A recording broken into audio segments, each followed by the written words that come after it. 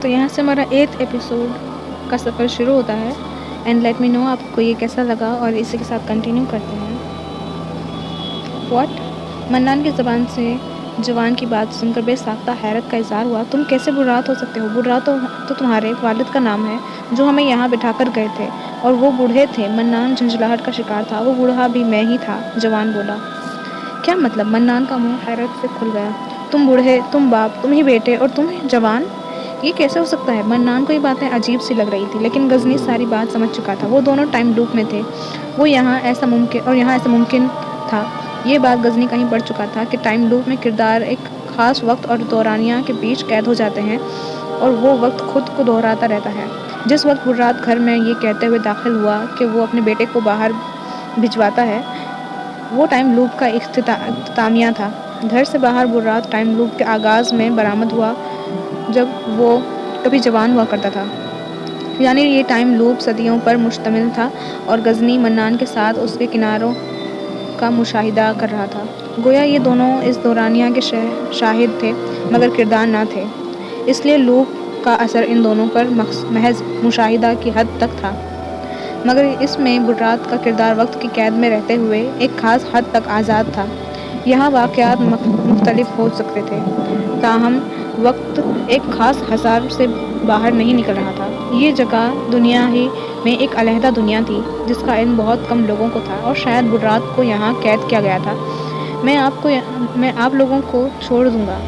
ادریس کوٹ، آپ فکر نہ کریں، برات نے کہا. وہ لوگ برات کے گھر سے باہر نکلے. غزنی منان کو گھسیٹ کر برات کے گھر سے باہر لایا جسے ابھی تک کسی بات کی سمجھ نہیں آ رہی تھی. گھر سے باہر نکل کر برات نے دونوں مہمانوں کو نیک تمنائیں دیتے ہوئے رخصت کیا اور دعا دی کہ اللہ انہیں منزل مقصود تک پہنچائے.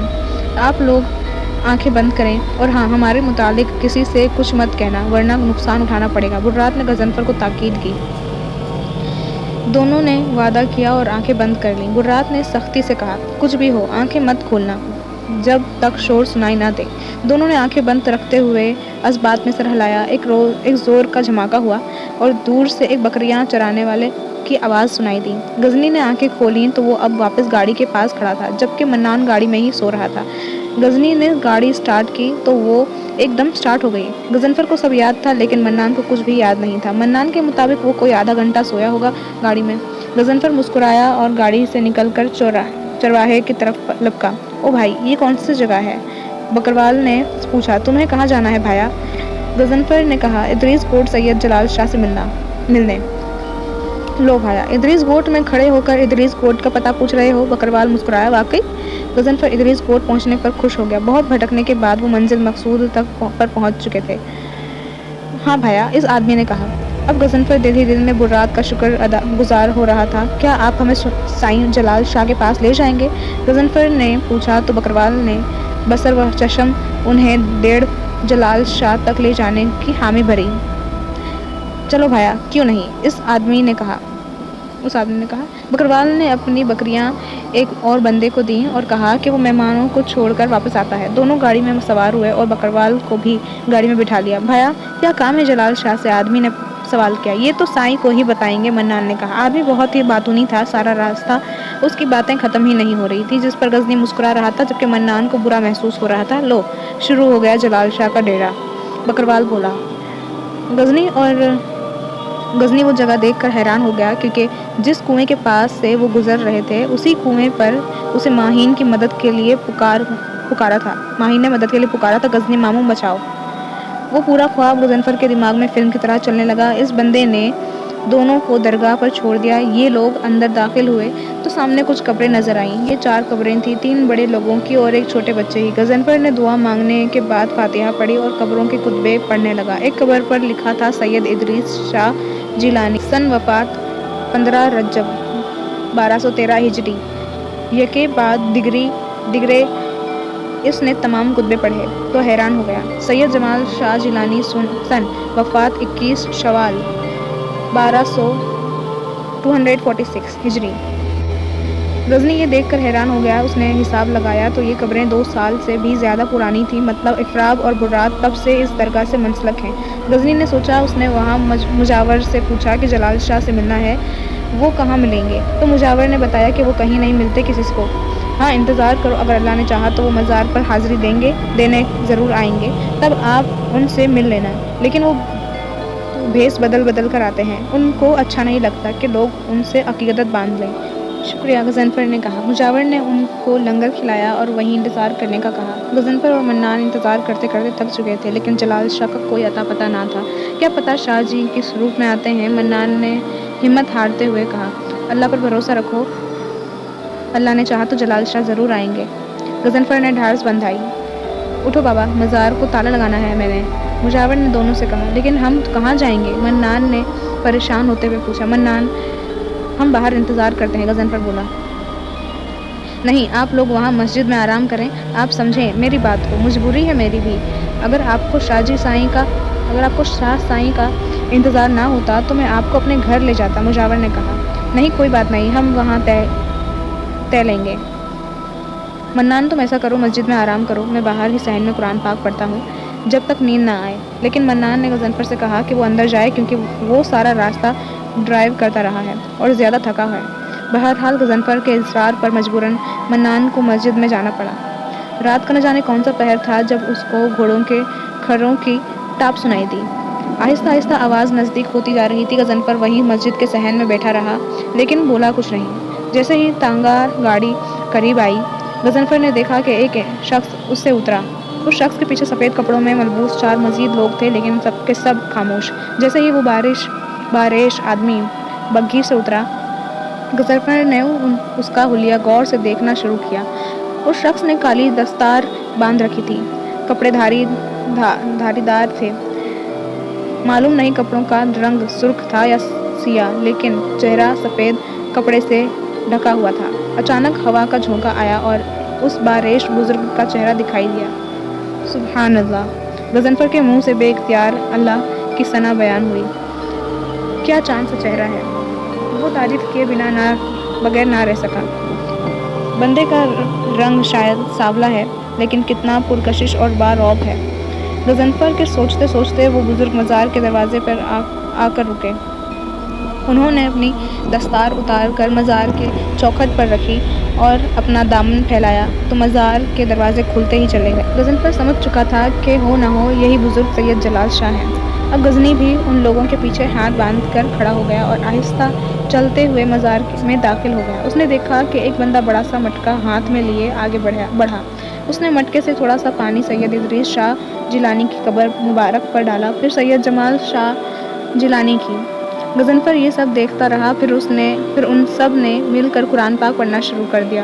وہ قرآن ایسے لحن سے پڑھ رہے تھے کہ غزنی کو اپنے اندر سکون اترتا محسوس ہوا۔ قرآن خوانی کے بعد جب وہ لوگ جانے لگے تو غضنفر جلال شاہ کو پکار اٹھا۔ السلام علیکم یا سیدی، مجھے آپ کی مدد کی ضرورت ہے، میں بڑی امید لیے آپ کے پاس آیا ہوں۔ تم کون ہو اور ادھر کیا کر رہے ہو؟ ان میں سے ایک نے پوچھا۔ جلال شاہ نے اس آدمی کو خاموش رہنے کا اشارہ کیا اور غضنفر سے کہا، تم اٹھو، نماز پڑھو، کل انشاءاللہ ملاقات ہوگی تم سے۔ غضنفر نے سر جھکا لیا اور سید جلال شاہ کی چادر تھام کر اپنی آنکھوں سے لگا لی۔ غضنفر اچانک اٹھ بیٹھا۔ یہ کیا تھا؟ میں خواب دیکھ رہا تھا کیا؟ ابھی تو کچھ لوگ ادھر سے گزرے تھے، بگھی آئی تھی، لوگ تھے، سید جلال شاہ تھے، میں نے خود جو دیکھا۔ غضنفر گھڑی میں وقت دیکھا تو ابھی 4 بج رہے تھے، جبکہ جلال شاہ جی نے کہا تھا کہ نماز پڑھو، تب تو اذان ہو رہی تھی۔ یہ سب کیا ہے؟ غضنفر بڑبڑایا، لیکن اس کو یاد آیا کہ میں نے شاہ جی کی چادر تھامی تھی۔ غضنفر نے اپنا ہاتھ ناک کے قریب لایا تو حیران ہو گیا، کیونکہ جو خوشبو شاہ جی کی چادر مبارک میں تھی وہی خوشبو اب غضنفر کو اپنے ہاتھ سے آ رہی تھی۔ منان، اٹھو منان، شاہ جی آئیں گے، آج ہم ملیں گے ان سے۔ سونے دیں نا غضنفر صاحب، آپ کو کس نے کہا کہ وہ آئیں گے؟ منان نے آنکھیں ملتے ہوئے غضنفر سے پوچھا۔ بس کہا کسی نے، غزنی بولا۔ اٹھو، نماز پڑھ کر ان کا انتظار کرتے ہیں۔ نماز کے بعد انہوں نے درگاہ سے ملحق قبرستان کا بھی چکر لگایا۔ یہ قبرستان مختصر سا تھا۔ غضنفر، وہ دیکھو، منان نے اشارہ کیا۔ مسلمانوں کے قبرستان میں ہندوؤں کی قبریں، منان نے حیران ہوتے ہوئے کہا۔ غزنی نے دیوار سے تھوڑا اوپر اٹھ کر دیکھا تو وہ بھی حیران رہ گیا۔ 7-8 قبریں تھیں ہندوؤں کی۔ پہلی قبر پر پون کمار، مدراس، انڈیا لکھا ہوا تھا۔ مطلب مسلمانوں کے قبرستان میں ہندو دفن ہیں، وہ بھی انڈیا کے؟ منان نے کہا۔ ہاں، مرید ہوں گے شاہ جی کے، غزنی نے کہا، لیکن ہندو دفن تو نہیں کرتے۔ منان بولا۔ اب وہ دیوار پھلانگ کر اندر ان قبروں کی طرف نکل گئے جو ان کے خیال سے ہندوؤں کی تھی۔ دوسری قبر سنگیتا دیوی کی تھی۔ یکے بعد دیگرے قبریں دیکھنے کے بعد غزنی کی آنکھیں کھلی کے کھلی رہ گئیں، کیونکہ ایک قبر ہی ہری چند سپیرے کی تھی اور اس کے پاؤں والی سائڈ رتیکا کی قبر تھی۔ او مائی گاڈ! منان، ہری چند اور رتیکا کی قبریں ادھر ہیں؟ غزنی کے منہ سے ہری اور رتیکا کا نام سن کر منان غزنی سے پوچھنے لگا کہ یہ کون ہے اور غضنفر اتنا خوش کیوں ہو رہا ہے، لیکن غزنی مزید کچھ نہیں بولا، کیونکہ وہ جانتا تھا کہ منان کو برات سے ملاقات بالکل بھی یاد نہیں ہے۔ ادھر کیا کر رہے ہو آپ لوگ؟ قبرستان میں چلیں، شاہ جی نے بلایا ہے۔ غضنفر نے مڑ کر دیکھا تو سامنے وہی مجاور کھڑا تھا جو اب ان کو اپنے ساتھ آنے کا بول رہا تھا۔ دونوں مجاور کے پیچھے چل پڑے۔ چلتے چلتے وہ ایک جگہ آ کر رکے۔ وہ سامنے جھونپڑی ہے، شاہ جی وہیں پر ملیں گے۔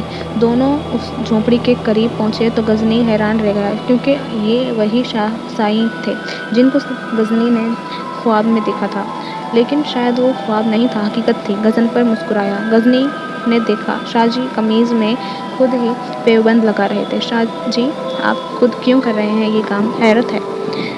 رات کو تو آپ کے ساتھ اتنے لوگ تھے اور اب غزنی اتنا ہی بولا تھا کہ شاہ جی مسکرا دیے۔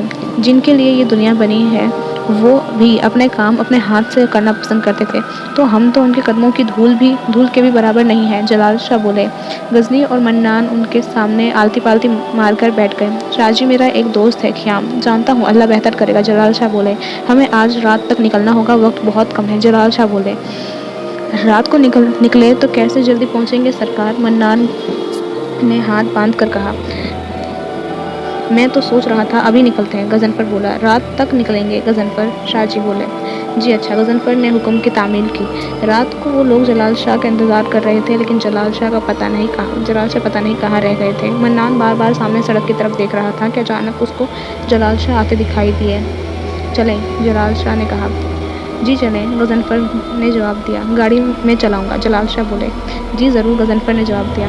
جلال شاہ ڈرائیونگ سیٹ پر بیٹھے اور گاڑی اپنی منزل کی جانب رواں ہو گئی۔ چلتے چلتے اچانک گاڑی کا توازن بگڑا اور غزنی سمجھا مر گئے اب۔ لیکن یہ کیا؟ جیسے ہی اس نے چاروں جانب نظر دوڑائی تو اسے خیام کا گھر دائیں ہاتھ پر دکھائی دیا۔ یہ سب اتنی جلدی؟ ہمیں تو ادریس گوٹ پہنچنے میں کئی دن لگ گئے تھے، اور یہاں ہم ادریس گوٹ سے کراچی تک 10 سیکنڈ میں کیسے پہنچے؟ منان پر حیرتوں کے پہاڑ ٹوٹ پڑے۔ تو یہاں سے ہمارے ایپیسوڈ کا سفر ختم ہوتا ہے، اور پلیز کمنٹ میں ضرور بتائیں آپ کو یہ کیسا لگا، اور please like, share and subscribe ضرور کریں تاکہ آنے والے ایپیسوڈ آپ سے مس نہ ہو جائے۔